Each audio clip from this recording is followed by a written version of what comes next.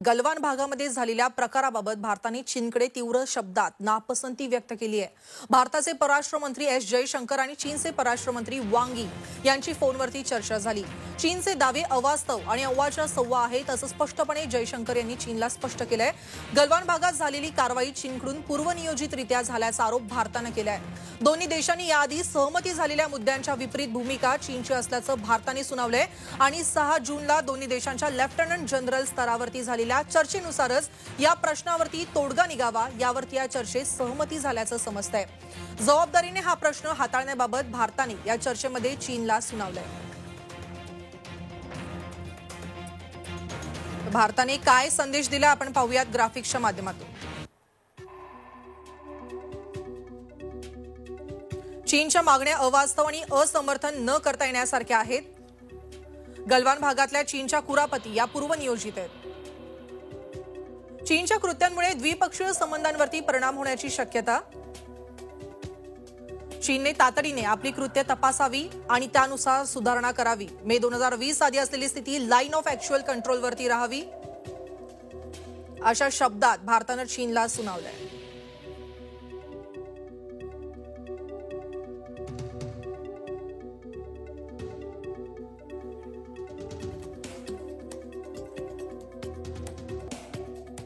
तर या सगळ्या विषयावरती बातचीत करण्यासाठी माझ्यासोबत आहेत आमचे प्रतिनिधी अमित भिडे आणि मी त्यांच्याकडे जाणार आहे। अमित सर, आपल्याला माहितीच असेल का गेल्या काही दिवसांपासून भारत चीन मधला जो आता संघर्ष आहे हा उफाळून पेटलेला आहे। आता दोन्ही देशातल्या परराष्ट्र मंत्र्यांची चर्चा झाली आहे, पुढे काय भूमिका असेल? आजची ही जी चर्चा आहे ही अत्यंत महत्त्वाची आहे। एक म्हणजे ह्या दृष्टीने की राजनैतिक दृष्ट्या भारताने आता डिप्लोमॅटिक पावलं उचलायला सुरुवात केलेली दिसत आहेत आणि त्यामध्ये भारताने चीनच्या परराष्ट्र मंत्र्यांना म्हणजे चीनला अतिशय स्पष्ट शब्दामध्ये खडसावलेलं आहे की चीनच्या मागण्या ज्या काल चीनने पत्रकार परिषद घेऊन केल्या होत्या की गलवान खोऱ्याची संपूर्णपणे हक्क हे चीनकडेच आहेत, हे जे त्यांनी म्हटलं होतं त्यावर भारताने तीव्र शब्दात नापसंती व्यक्त केली आहे। हा एक अतिशय महत्त्वाचा आणि थेट संदेश भारताने चीनला दिलाय असं म्हणता येईल। नक्कीच। आता चीनकडून काय भूमिका घेण्यात आली असं वाटतंय? कारण ज्या वेळेला दोन्ही परराष्ट्र मंत्र्यांची चर्चा झाली त्यावेळेला कुठेतरी चीन नरमलाय असं वाटतंय का? खरं म्हणजे ना, चीन नरमला आहे का हे म्हणणं आधी आत्ता ह्या घडीला खूप लवकर म्हटल्यासारखं होईल। कारण एक गोष्ट अशी असते की आंतरराष्ट्रीय राजकारणामध्ये 2+2 4 नसतात, त्याच्यामध्ये अनेक पैलू वेगवेगळे असतात, पण त्याच्यामध्ये तुमची भूमिका तुम्ही कोणत्या शब्दात आणि कशा पद्धतीने मांडता हे फार महत्त्वाचं असतं। त्याच्यामुळे आता भारताने हे जे सांगितलंय की ही चीनची मागणी असमर्थनीय आणि अवास्तव आहे, याला खूप वेगळा अर्थ आहे। नक्कीच। तर आपल्यासोबत या सगळ्या विषयावरती चर्चा करण्यासाठी माझ्यासोबत काही जण जोडले गेलेले आहेत। शैलेंद्र देवळानकर हे आपल्याशी या सगळ्या विषयावरती चर्चा करण्यासाठी आहेत। अमित सर, तुम्ही काही प्रश्न असतील यावरती तर विचारा। निश्चितच डॉक्टर शैलेंद्र देवळणकर आंतरराष्ट्रीय संबंधांचे अभ्यासक आता आपल्यासोबत आहेत आणि शैलेंद्र सरांकडून याविषयी ऐकणं हे खरोखर एक वेगळं असणार आहे, कारण त्यांचा या विषयातला अभ्यास अतिशय चांगला आहे आणि त्यांनी वेळोवेळी झी 24 तासवर ही भूमिका सुद्धा मांडलेली आहे। प्रेक्षक त्यांना चांगलेच ओळखतात। सर, तुमचं स्वागत या चर्चेमध्ये। आणि तुम्हाला पहिला प्रश्न आजची ही जी घडामोड घडली त्याच दृष्टीने विचारावासा वाटतो की भारताने कठोर शब्दामध्ये चीनला एस जयशंकर यांनी त्यांच्या परराष्ट्र मंत्र्यांना सुनावलेलं आहे। भारताने काय संदेश दिलाय यातून असं वाटतं? मला असं वाटतं की आपण आपली जी भूमिका आहे ती अत्यंत स्पष्टपणे मांडलेली आहे। जयशंकरन यांचा जो मेसेज आहे त्याच्यातला प्रत्येक शब्द हा अत्यंत कॅल्क्युलेटेड आहे आणि तो का आहे महत्त्वाचं लक्षात घेणं गरजेचं आहे। विशेष म्हणजे गलवान व्हॅली जी आहे, या गलवान व्हॅलीमध्ये भारत आणि चीन ह्या सीमारेषेवरती अनेकदा, कारण त्याच्यामध्ये ही सीमारेषा डिमार्केटेड नाहीये, ती अधोरेखित केलेली नाहीये। विशेष करून लडाख मधली जी आहे ती अधोरेखित नाहीये आणि म्हणूनच त्याला ऍक्च्युअल कंट्रोल असं म्हटलं जातं। आता या सीमारेषेवरती अनेकदा मतभेद आहेत आणि त्याला डिफरन्स इन परसेप्शन्स असं आपण म्हणतो, परंतु आतापर्यंत गलवानच्या बाबतीमध्ये हे जे डिफरन्सेस इन परसेप्शन आहे, म्हणजे दृष्टिकोनातले जे मतभेद आहेत, हे दृष्टिकोनातले मतभेद गलवानमध्ये फारसे नव्हते आणि गलवान हा पूर्णपणे भारताच्याच ताब्यात होता आणि तिथं आतापर्यंत भारताचीच गस्त होती आणि अचानकपणे चीनने त्याच्यावरती आपला दावा सांगायला सुरुवात केलेली आहे आणि त्यामुळे चीनचा हा जो दावा आहे, कारण 1962 मध्ये सुद्धा गलवान हा क्रायसिसमध्येच नव्हता, त्याच्यानंतरही गलवानवरती कधीही अशा प्रकारचा दावा हा चीनने सांगितलेला नव्हता, त्यामुळे अचानक चीनकडनं अशा स्वरूपाची मागणी केली जाणं हा पूर्णपणे अवास्तव अशा स्वरूपाचा आहे. त्यामुळे हा एक अत्यंत महत्वाचा मुद्दा जो आपण चीनला कम्युनिकेट केलेला आहे. दुसरी जी महत्वाची बाब आहे ती याच्यामध्ये सांगितली गेली, की जो आपल्याकडे 15 तारखेचा जो अटॅक झालेला आहे, जो अँब्यूश ज्याला आपल्याला म्हणता येईल, हो. हा पूर्णपणे प्री मेडिटेटेड आहे. हा जो शब्द वापरला गेला हा प्री प्लॅन्ड आणि प्री मेडिटेटेड हे 2 शब्द वापरले गेलेले आहेत. कारण आपण ज्या वेळेला आता सॅटेलाइट इमेजेसनुसार जेव्हा चित्र समोर आलेले आहेत, तेव्हा असं दिसून येतं आहे, की त्याच्या 1-2 दिवस पूर्वीपासून तिथं मोठ्या प्रमाणावरती व्हेकल्स, फार मोठ्या प्रमाणावरती सैन्य हे आणलं गेलेलं होतं आणि कोणत्याही प्रकारची डिसएंगेजमेंट नव्हती. म्हणजे कोणत्याही पद्धतीने तिथं बाहेर जाण्याचा किंवा तिथनं सोडून जाण्याचा चीनचा विचार नव्हता. वस्तुतः असं ठरलं होतं 6 जूनच्या बैठकीमध्ये, की चीन 1 किलोमीटर मागे जाणार आहे. असं ठरलेलं असताना त्यावेळेला खरंच चीन हा मागे गेला आहे का? डिसएंगेजमेंट होती की नाही? आणि हे बघण्यासाठी म्हणून आपले जे कमांडिंग ऑफिसर मिस्टर बाबू आहेत ते तिथे गेलेले होते. आणि ते गेलेले असताना आणि त्यावेळेला त्यांची जी ऑब्झर्वेशन पोस्ट होती ती आपण डिस्ट्रॉय केली आणि ती डिस्ट्रॉय केल्यानंतर अचानकपणे त्यांच्याकडनं अटॅक करण्यात आला. हा जो अटॅक होता हा पूर्णपणे प्री प्लॅन्ड अशा स्वरूपाचा होता. याच्यामधनं चीनला आपल्या शक्तीचं प्रदर्शन तिथं करायचं होतं. Correct. त्याचप्रमाणे इथनं आम्ही कोणत्याही प्रकारे डिसएंगेज होणार नाही हे देखील चीनला सांगायचं होतं. त्यामुळे आपण जो शब्द वापरलेला आहे हा प्रीमेडिटेटेड होता, हा पूर्णपणे प्री प्लॅन्ड अशा स्वरूपाचा होता. मला असं एक महत्वाचा मुद्दा असं वाटतोय की गलवानवरती अचानकपणे चीनने असा आपला दावा सांगणं, हा गलवान अचानक एवढा महत्वाचा का बनला हे देखील तेवढंच महत्वाचं आपल्याला जाणून घेणं गरजेचं आहे. कारण गलवान हा यासाठी सामरिकदृष्ट्या महत्वाचा आहे की हा गिलगिट बाल्टिस्तानला कनेक्ट करणारा आहे. Correct. आणि गलवानवरनच जो चायना पाकिस्तान इकॉनॉमिक कॉरिडॉर जो आहे हा चायना पाकिस्तान इकॉनॉमिक कॉरिडॉर हा त्याच्याशी कनेक्टेड असल्यामुळे आणि तिथनं आपण त्याच्यावरती वॉच ठेवू शकत असल्यामुळे हा पूर्णपणे वेस्टर्न साईडला झाला आणि ईस्टर्न साईडला तिबेटमधल्या ज्या चीनच्या सगळ्या लष्करी हालचाली आहेत त्याच्यावरती देखील वॉच ठेवणं हे अत्यंत गरजेचं आहे. त्यामुळे या दोन्ही दृष्टिकोनातून गलवान आपल्यासाठी अत्यंत महत्वाचा होता आणि त्या दृष्टिकोनातूनच आपण तिथं गलवानच्या खोऱ्यामध्ये बऱ्यापैकी आता जो रोड कन्स्ट्रक्शन आहे, जो दौलत बेग ओल्टीचा रोड कन्स्ट्रक्शन आहे, जो अत्यंत आपल्यासाठी फार मेजर प्रोजेक्ट आहे, जो पुढच्या वर्षीपर्यंत आपला पूर्ण होतो आहे, त्याच्यावरती प्रामुख्याने त्यांचं ऑब्जेक्शन होतं. त्यामुळे मला असं वाटतं की चीनलाही हे जाणीवपूर्वक हा उकरून काढलेला वाद आहे आणि त्याच्यामध्ये त्यांचा जो उद्देश आहे हा प्रामुख्याने गलवानचं स्ट्रॅटेजिक महत्व लक्षात घेता त्याला आपल्याकडे घेणं हा प्रकार आहे. परंतु चीनची पूर्णपणे शिरजोरी आहे आणि काल आपल्या पंतप्रधानांनी जे शब्द वापरले ते देखील अत्यंत कॅल्क्युलेटेड होते. त्यांनी असं सांगितलं की आमचे जे डिफरन्सेस आहेत हे डिस्प्यूटमध्ये कन्वर्ट व्हायला नको अशी आमची इच्छा आहे. म्हणजे याचा अर्थ असा होतो की आपण अजूनही डिप्लोमॅटिक टॉक्स किंवा चॅनल जे आहेत ते अजूनही ओपन ठेवलेले आहेत. म्हणजे आम्ही चर्चा करायला तयार आहोत असे आपण सुचवलेलं आहे. पण आपण हे पण सांगितलेलं आहे की आम्ही बिफिटिंग रिप्लाय देऊ आणि जर आम्ही पीस लव्हिंग देश आहोत पण आमचं शांतता प्रेमी आहोत म्हणजे तुम्ही आम्हाला ग्रँटेड घेऊ नका. आम्ही शांतता प्रेमी हा आमचा विकनेस नाहीये. हा आम्ही ज्या वेळेला ठरवलं जर आमच्या सॉव्हरेनिटीला आणि आमच्या इंटिग्रिटीला धक्का बसत असेल तर भारत बिफिटिंग रिप्लाय देईल आणि हा जो बिफिटिंग रिप्लाय आहे हा आता भारताने द्यायला सुरुवात केलेली आहे आणि हे सगळ्यात महत्वाचं लक्षात आणि त्यासाठी आपल्याला अनेक मार्ग आहेत ते करण्याचे आणि त्याच्यातनं पहिल्यांदा काल केंद्र सरकारकडनं टेलिकॉम मिनिस्ट्रीकडनं जी हिंट दिली गेलेली आहे ती म्हणजे 4Gच्या बाबतीत बीएसएनएलचे जेही अपग्रेडेशनचे टेंडर्स होते ते टेंडर्स रिव्ह्यू केले जाणार आहेत आणि त्यामध्ये चायनाकडनं घेतले जाणारे इक्विपमेंट जे आहेत हे आपण आता बॅन करणार आहोत. चायनाला त्याच्यामधनं आयसोलेट करणार आहोत. ही सुरुवात आहे. याच्यानंतर पुढची स्टेप ही 5Gच्या बाबतीमध्ये असेल कारण जी चायनाची टेलिकॉम जायंट आहे हुवाई ही 5Gच्या बिडिंगसाठी किंवा तिला 5Gचे कॉन्ट्रॅक्ट पाहिजे आहे आणि हा $1 बिलियन कॉन्ट्रॅक्ट आहे. त्यामुळे हा आपण सेकंड धक्का देऊ.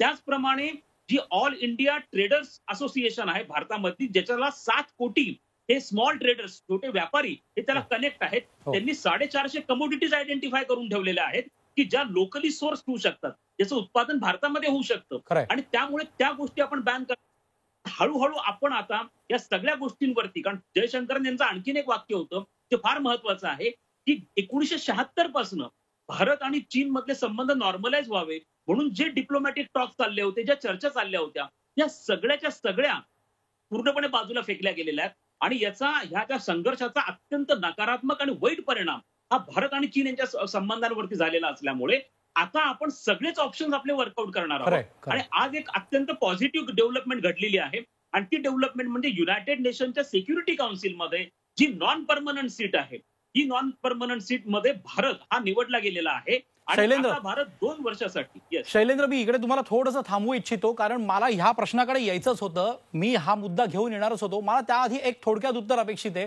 की भारताने हे जे शब्द वापरलेले आहेत आंतरराष्ट्रीय स्तरावर, दोन देशांनी कसं संभाषण करायचं याचे काही नॉर्म्स ठरलेले असतात, किंवा आपण काय शब्द वापरतो याची एक विशिष्ट, आणि तो थेट संदेश तिकडे जातो.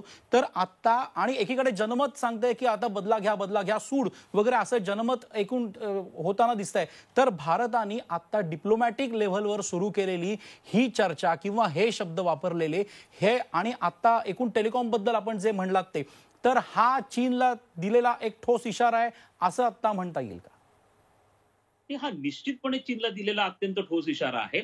आणि चीनला याची कल्पना आहे की चीनचा जो आज विकास झालेला आहे, चीनची जी वाटचाल ही आता सध्या ज्या महासत्तेच्या दिशेने चाललेली आहे, चीनला याची पूर्ण कल्पना आहे की ते चीनच्या लष्करी सामर्थ्यामुळे झालेला नाहीये.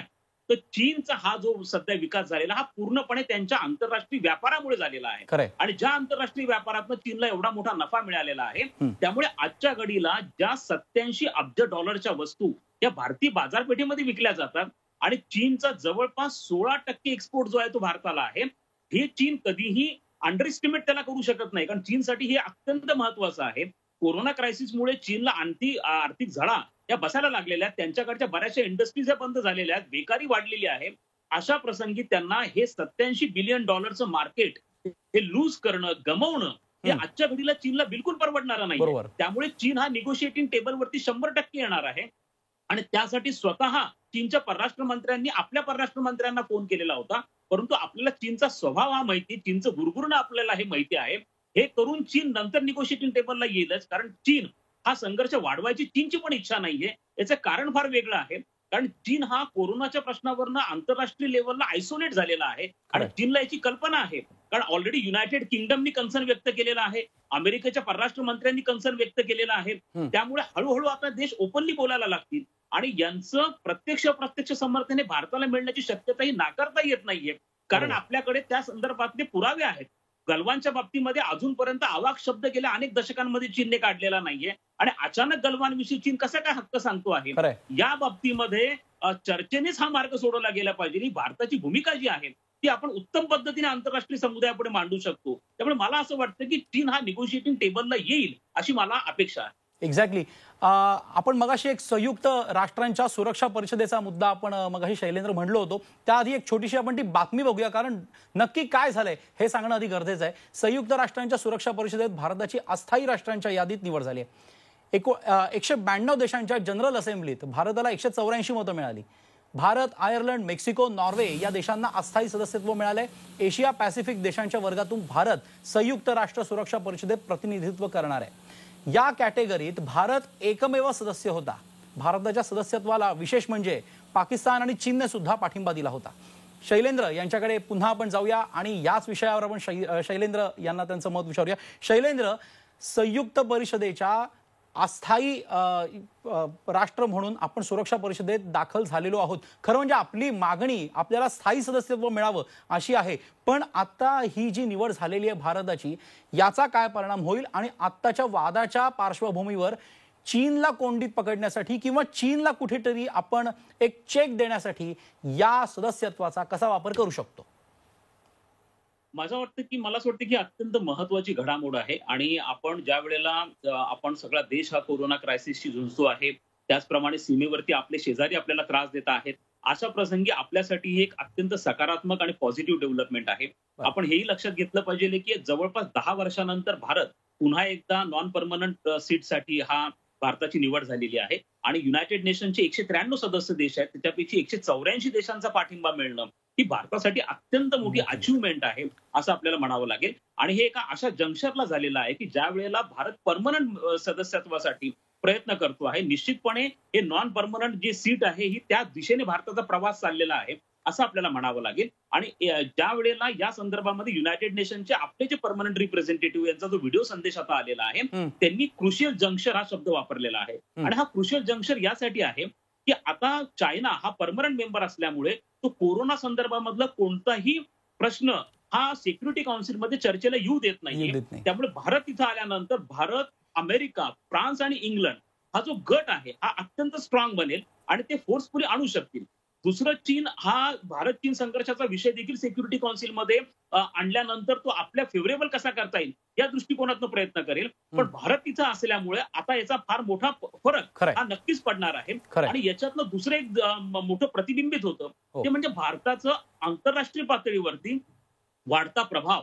184 देशांचं समर्थन ही साधी गोष्ट साधी नाहीये. गोष्ट नाहीये. कारण हे कशा पद्धतीने मोबिलाइज करावं लागतं हा फार मोठा आपल्या सगळा सपोर्ट आहे. त्यामुळे आंतरराष्ट्रीय पातळीवरती भारत कशा पद्धतीने भूमिका मांडू शकतो, कशा पद्धतीने नेतृत्व देऊ शकतो. कारण हा शब्द देखील युनायटेड नेशनचे आपले जे परमनंट रिप्रेझेंटेटिव्ह आहे त्यांनी वापरला आहे की ग्लोबल लिडरशिप जी आहे त्या बाबतीमध्ये भारत कशा पद्धतीने आता येऊ शकतो पुढे. अगदी खरंय. दुसरं, G7 ची मेंबरशिप आपल्याला ऑफर झालेली आहे. त्याचप्रमाणे आता हा देखील आपल्याकडे अचिव्हमेंट आहे. तर याचा परिणाम कुठेतरी नक्कीच चीनवरती होईल आणि आपल्या जो सीमावाद चाललेला आहे त्याच्यावरती देखील खरं होईल. शैलेंद्र, चीनला एकूणच आता भारताला ही जी मेंबरशिप मिळालेली आहे त्याचा खरोखर चांगला परिणाम एकूण होतोय असं दिसतंय. कारण आंतरराष्ट्रीय समुदायात भारताचं वजन वाढलेलं यातून परावर्तित होतंय, दिसून येत आहे.